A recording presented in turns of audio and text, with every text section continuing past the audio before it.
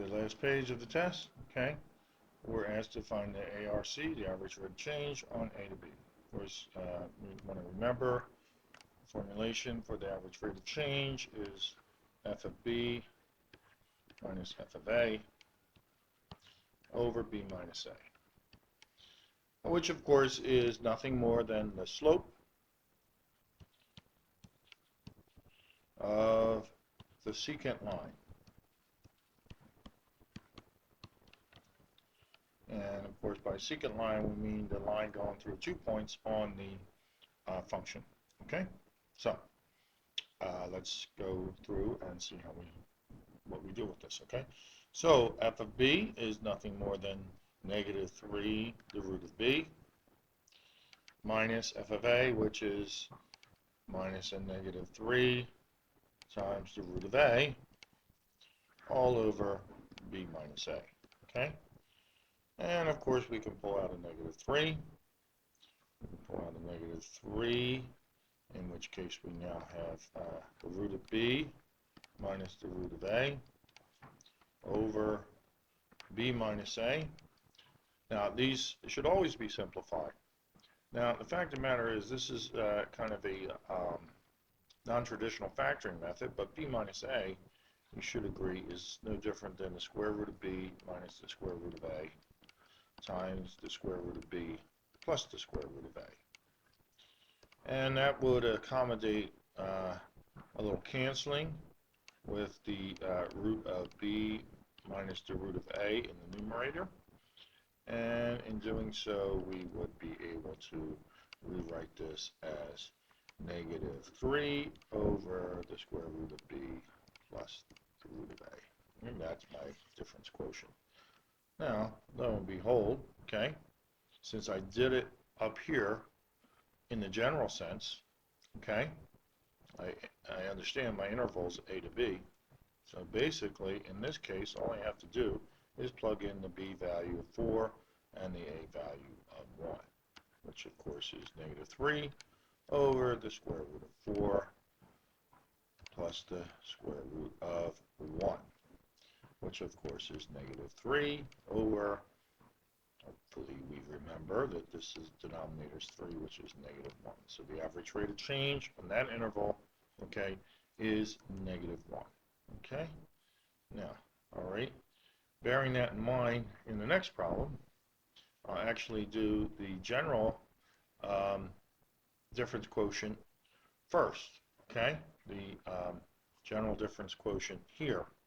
We're calling my formulation f of b minus f of a over b minus a, as was done up in the previous example. Okay, so we'll continue with that in this guy. So here we go. We have so we'll just write it down: f of b minus f of a over b minus a.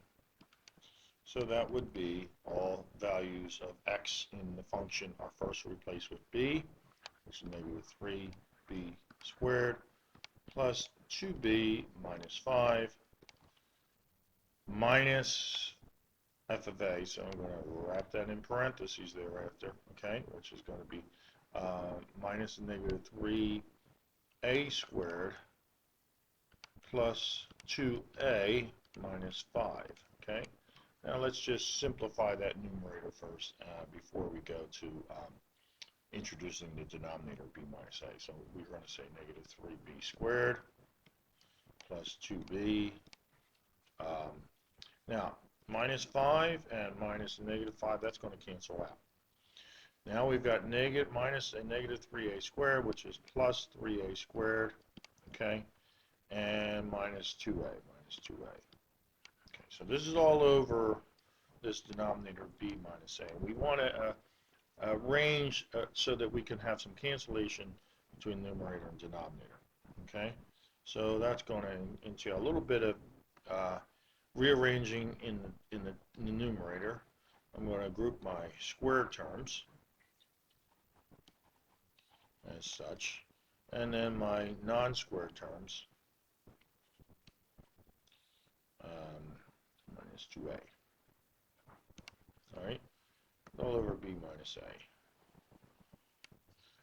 So, my factoring proceeds, okay, by pulling out my common factor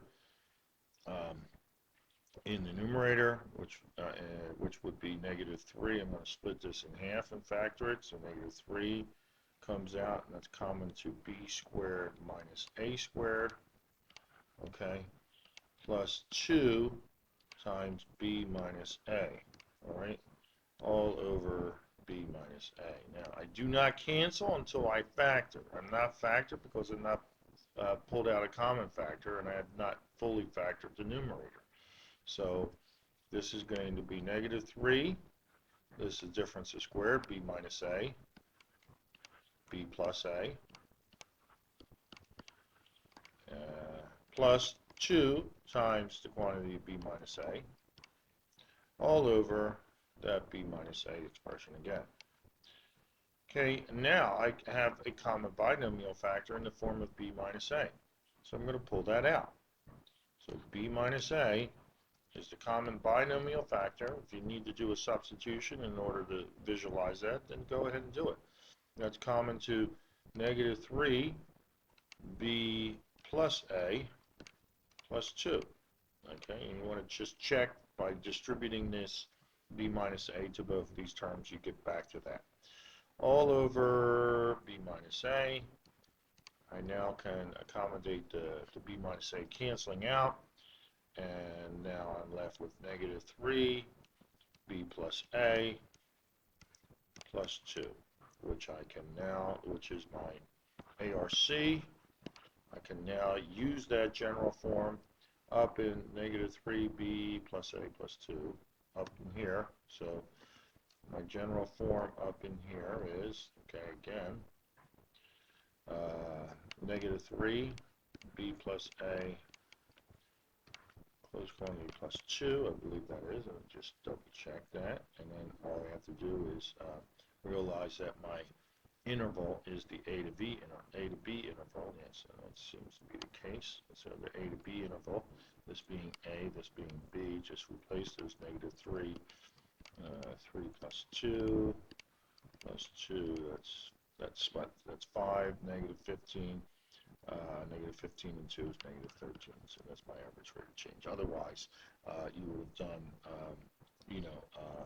found f of 3, subtract f of 2 over 3 minus 2, which is, of course, just 1, okay? So, the fact that I did it in the general sense meant why should I have to do it again? And you can check this would give you the same, but I think this would be a little bit quicker for you, okay? So that is your test, or your quiz.